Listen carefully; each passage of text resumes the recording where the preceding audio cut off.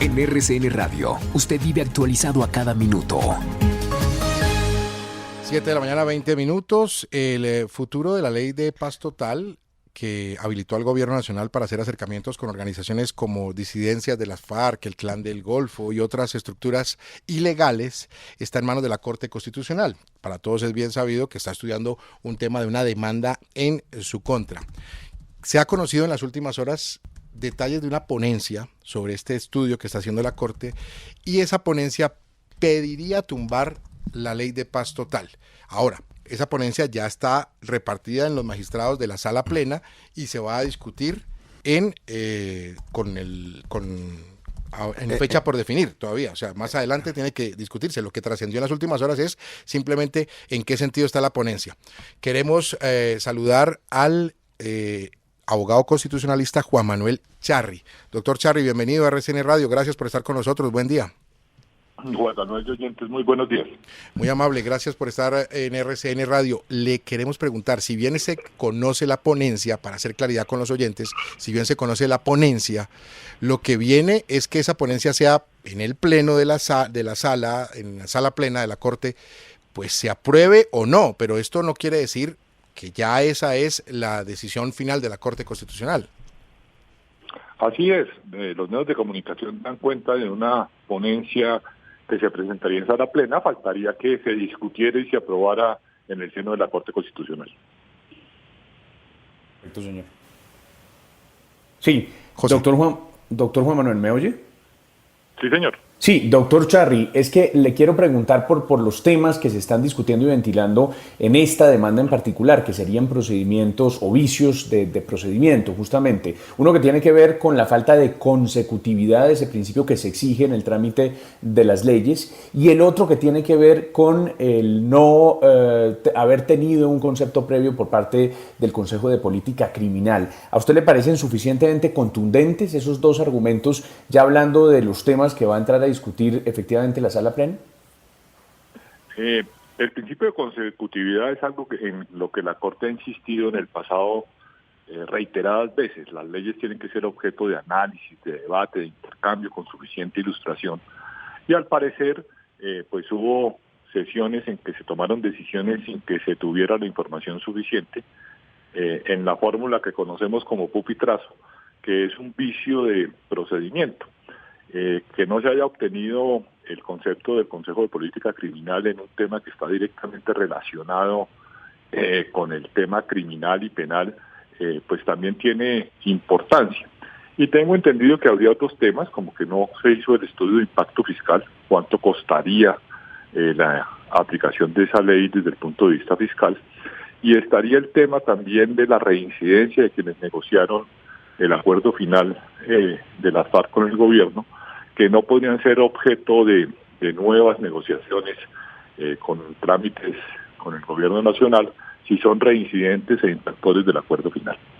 Aquí es importante aclarar un punto también, doctor Charri, que para ser aprobada esta ponencia necesita al menos 5 votos de los 9 posibles, y que la ponencia va a pasar, como se ha trascendido, en el primer punto del orden del día, y que podría eventualmente aprobarse durante el mismo día de discusión. ¿Esto está claro? ¿Esta es la manera en que debe seguir ese trámite de esa ponencia?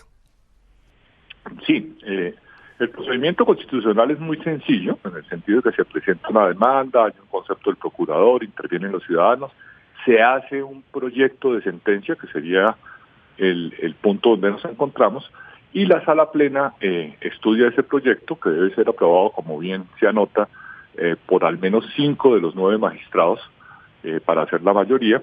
Quienes no estén de acuerdo pueden salvar el voto. ¿Qué tanto peso tiene la posición de la Procuraduría, que había solicitado previamente a la Corte que tumbara la norma al señalar que no hubo el concepto del Consejo de Política Criminal? Por mandato constitucional, el Procurador General de la Nación siempre debe intervenir en los procesos de constitucionalidad manifestando su concepto, y lo ha hecho históricamente en todos los casos. Pero es un concepto que la Corte tiene en cuenta, pero que no marca necesariamente la decisión de la Corte. En muchas ocasiones la Corte se ha separado del concepto del Ministerio Público, y este podría ser el caso o no serlo, pero sin duda es una posición o un análisis que la Corte analiza. Muy bien, es Juan Manuel Charri, abogado constitucionalista. Gracias por estos minutos con la audiencia de RCN Radio. Doctor Charri, buen día. Gracias. Muchísimas gracias a ustedes. Feliz día para todos. Muy amable. Rafael Nieto Loaiza, sobre este tema, ¿qué puede venir en la Corte? Difícil saberlo. En todo caso, después del estudio de sala plena, irán a la votación y la mayoría de 5 es la que hace la diferencia. La verdad es que en general los proyectos del gobierno vienen siendo sistemáticamente cuestionados en la Corte Constitucional por temas de fondo, pero también por no cumplir con los procedimientos. No parece ser un gobierno especialmente riguroso en el trámite de esos proyectos. En este caso concreto, por ejemplo, si no hubiese estudio fiscal como plantea el doctor Charri, pues evidentemente se va a caer, porque tiene que haber una sustentación de cuál es el gasto que se va a hacer.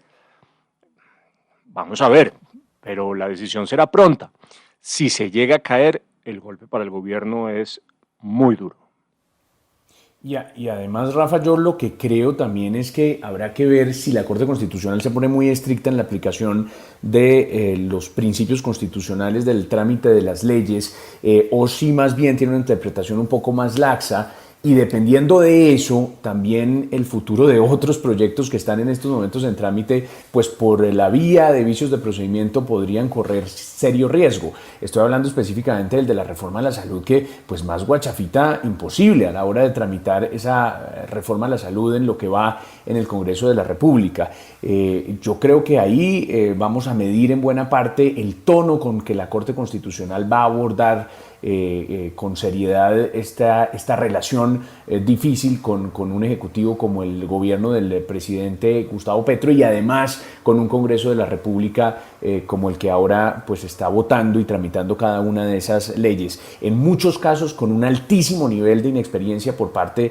de los congresistas que en temas de trámite se han enredado mucho. Roy Barreras, que se las sabía todos, se termina yendo, y fíjense que en el Senado de la República comienza a haber un montón de vacíos en diferentes trámites de leyes que ha habido o que hubo en esos días finales de esta legislatura, de tal suerte que hoy o en estos días vamos a medirle de verdad el aceite a la Corte Constitucional frente a lo que diga en esta ley en particular y lo que diga frente a las otras.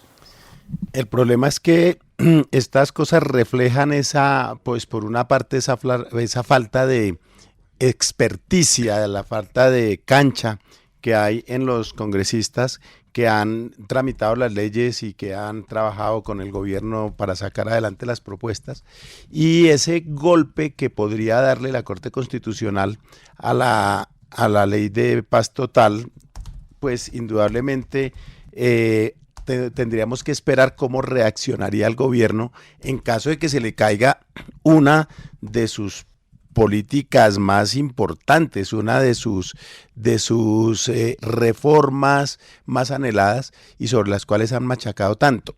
Ahí habría que ver eso. Y sin duda, como le dijo José Manuel, inclusive Roy Barreras dejó un espacio, el espacio de Roy Barreras no lo han podido llenar porque nadie tiene en el Congreso, al parecer en las filas del gobierno, nadie tiene la capacidad, el conocimiento, la experiencia que para bien y para mal podía tener alguien como Roy Barreras, porque Roy Barreras conoce los reglamentos, conoce las jugadas y conoce las jugaditas que se necesita hacer en una instancia como esa.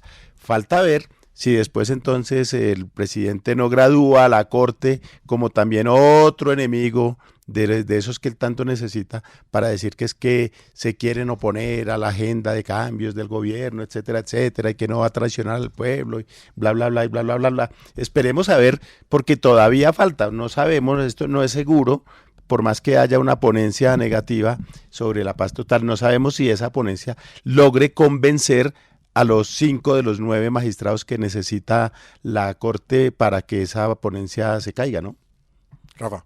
Yo tengo la impresión, Jesús, de que la Corte no va a ser laxa en los criterios, y esa impresión no es gratuita, es resultado de esa decisión comunicada por la Corte públicamente hace ya algunos meses, donde sostuvo que en un cambio jurisprudencial muy importante podría suspender leyes cuando encuentre que son abiertamente inconstitucionales, incluso antes de la sentencia definitiva.